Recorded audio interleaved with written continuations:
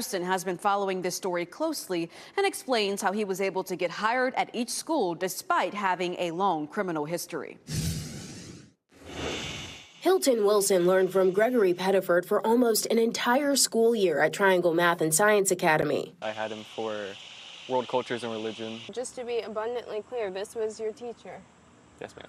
Hilton knew Gregory Pettiford as Bishop Pettiford. He was always a really good teacher. So you feel like you learned a lot in his class? Yes. Until one day, Hilton says Pettiford didn't show up for class. I said, dude, everyone is saying you quit or we're fired. What happened and are you all good? And it bounced back and said your message wasn't delivered. The school refused to share any information about Pettiford's employment there, but Hilton Wilson and his mother Bethany shared this school yearbook picture with me. Does it concern you of what his intentions could be?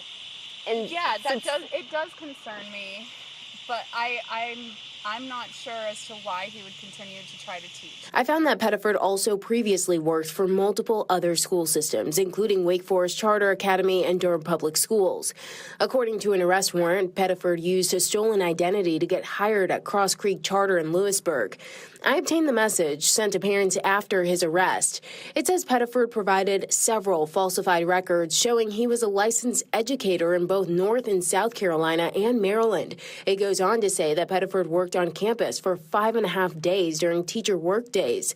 The director ends the letter by saying, quote, moving forward, potential new hires will also agree to be fingerprinted and submit the results in order to receive an employment contract.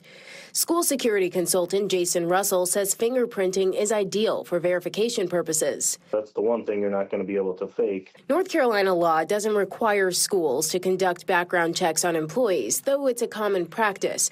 Our state has no uniform procedures for conducting checks. The students were able to Google this man's name and find this information. We were able to look up 14 mugshots. I found a criminal history associated with Pettiford dating back to the 1980s. Many of his convictions are fraud-related. Despite that, Wilson says she was never worried for her child's safety, but says that doesn't excuse the school from hiring him. These people are with our children more than most of us are. And that was WRL's Destiny Patterson reporting. The Wilsons say that they want school systems to take accountability and to put more stringent processes in place when hiring the people who teach children. WRL has tried calling every phone number associated with Pettiford, and just about all of them were disconnected. We also emailed his attorney and haven't heard